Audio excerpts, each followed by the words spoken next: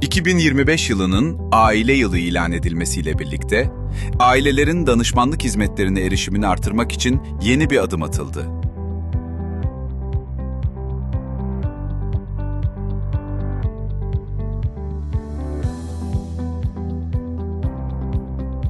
Çevrim içi psikolojik destek ve aile danışmanlığı hizmeti hayata geçirildi.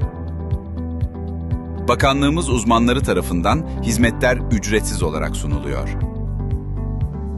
Aileler merkezlerimize gelmeden çevrim içi olarak danışmanlık desteği alabiliyor.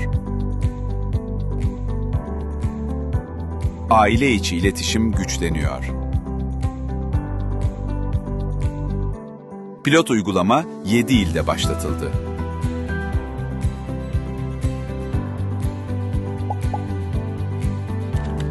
Başvurular e-ailem sistemi üzerinden alınıyor.